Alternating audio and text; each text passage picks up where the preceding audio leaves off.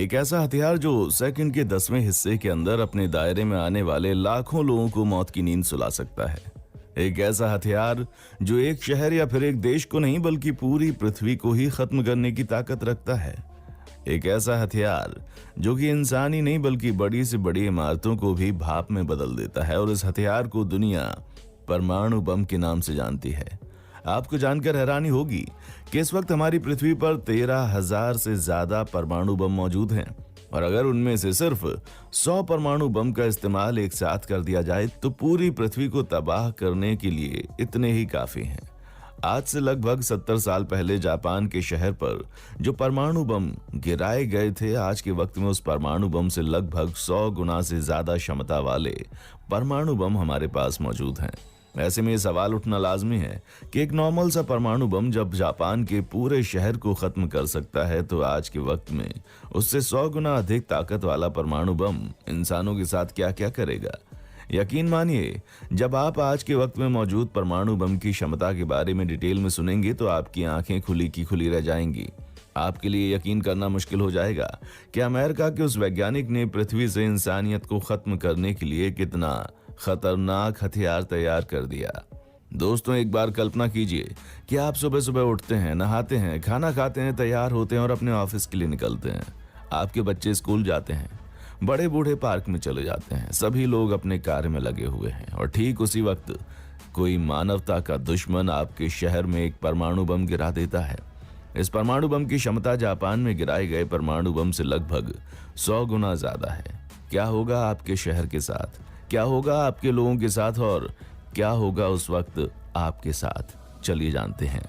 जैसे ही आपके शहर में वो परमाणु बम गिरेगा, महज कुछ ही माइक्रो सेकंड्स के भीतर भयंकर गर्मी वाली एक ज्वाला निकलेगी जिसका टेम्परेचर 50 लाख डिग्री सेल्सियस तक पहुंच जाएगा, और परमाणु बम के फटने से निकली हुई वो ज्वाला लगभग 5 से 10 किलोमीटर के एरिया को पूरी तरह से कवर कर देगी। अब आप अंदाजा लगा सकते हैं कि जिस 100 डिग्री सेल्सियस पर आपके घर में मौजूद पानी खौलने लगता है, और अगर वो कहीं आपके हाथ या पैर पर गिर जाए तो आपका क्या हाल होगा। ऐसे में 50 लाख डिग्री सेल्सियस का तापमान इंसानों के साथ क्या करेगा, आप अंदाजा भी नहीं लगा सकते। ये तापमान इंसानों की सोच से परे है, ये तापमान इंसानों की क्षमता से परे है। आपको जानकर हैरानी होगी कि परमाणु बम से निकली उस ज्वाला के भीतर, जो कि लगभग 5 से 10 किलोमीटर के रेडियस का होगा, उसके बीच जो कुछ भी आएगा, चाहे वो बड़ी से बड़ी इमारत हो या फिर लोहे या स्टील से बना हुआ कोई स्ट्रक्चर, इंसान, पेड़ पौधे, जानवर, कोई भी चीज, वो महज कुछ ही सेकंड्स के भीतर भाप बनकर उड़ जाएगा। खैर, ये तो हो गई परमाणु बम फटने के महज कुछ सेकंड्स के भीतर की घटना, और ये उस परमाणु बम का महज एक ट्रेलर होगा। अब आगे बढ़ते हैं परमाणु बम की पूरे फिल्म की ओर। मानकर चलिए कि इंसान बहुत ही भाग्यशाली है और वो परमाणु बम के विस्फोट हुई जगह से लगभग 5 किलोमीटर के बाहरी इलाके में था। जैसे ही परमाणु बम फटने की आवाज आई और कोई इंसान आवाज के डायरेक्शन में देखेगा, तो उस वक्त आसमान में जो ज्वाला उठेगी, उस ज्वाला से निकलने वाली रोशनी इतनी तेज होगी कि उसे महज देखने भर से कोई इंसान या तो अंधा हो जाएगा या फिर कुछ मिनट के लिए उसे कुछ भी दिखना बंद हो जाएगा। उस ज्वाला से निकलने वाली 50 लाख डिग्री सेल्सियस की गर्मी इतनी तेजी से आगे बढ़ेगी कि महज कुछ ही सेकंड्स के भीतर 10 से 15 किलोमीटर के रेडियस में जो भी चीज संपर्क में आएगी वो जल जाएगी। घर, मकान, गाड़ी, कपड़ा, हर एक चीज। और इंसानों का क्या होगा, वो तो आप समझ ही सकते हैं। शायद आपको यकीन ना हो, लेकिन इंसान के दिमाग को रिजेक्ट करने का मौका नहीं मिलेगा। उसे समझ ही नहीं आएगा कि उसके साथ क्या हो रहा है। वो अपने शरीर के गल रहे मांस को अपनी आंखों से देख रहा होगा। कुछ सेकंड तक अपने शरीर को मोम की तरह पिघलते हुए अपनी आंखों से देखेगा, लेकिन उसका दिमाग उसको रिएक्ट करने का मौका भी नहीं देगा। हॉलीवुड की सबसे खतरनाक फिल्म से भी खतरनाक वो मंजर होगा जब आज के वक्त में कोई परमाणु बम का इस्तेमाल करेगा। खैर, ये तो हो गई महज कुछ सेकंड्स की बात, लेकिन परमाणु बम की पूरी फिल्म अभी भी बाकी है। महज 5 या 7 सेकंड के बाद परमाणु बम के फटने से जो गर्मी निकलेगी, उसके विस्फोट से जो एनर्जी जनरेट होगी, उससे एक भयंकर शॉक वेव पैदा होगी। उस शॉक वेव की रफ्तार बंदूक से निकले बुलेट से भी ज्यादा तेज होगी। यानी परमाणु बम के फटने के बाद निकली ज्वाला और गर्मी के महज कुछ ही सेकंड के बाद शॉक वेव अपनी तबाही मचानी शुरू करेगी। यकीन मानिए आज के वक्त में जो हम इंसानों के पास परमाणु बम मौजूद हैं, अगर उसका इस्तेमाल किया जाए तो उससे जो शॉक वेव पैदा होगी वो 50 से 60 किलोमीटर की रेडियस में आने वाले बड़ी से बड़ी बिल्डिंग को भी तबाह कर देगी। यानी कि जहां तक परमाणु बम से निकलने वाली ज्वाला और अग्नि तक नहीं पहुंच पाएगी, वहां पर तबाही लाने का काम शॉक वेव का होगा। इस खतरनाक शॉक वेव की क्षमता धीरे धीरे कम होती जाएगी, लेकिन उसके बावजूद भी ये 100 किलोमीटर की रेडियस में आने वाले घरों के खिड़कियों के शीशे को तबाह कर सकती है। और अब शुरू होगा परमाणु बम का उससे भी खतरनाक मंजर, जब आसमान से मौत बरसनी शुरू हो जाएगी। जब परमाणु बम फटता है तो वह आसमान में मशरूम के आकार का एक बादल बना देता है। ये बादल पूरी तरह से खतरनाक ज्वाला और गैसों से भरा होता है। इसका आकार 10 किलोमीटर तक लंबा चौड़ा हो सकता है।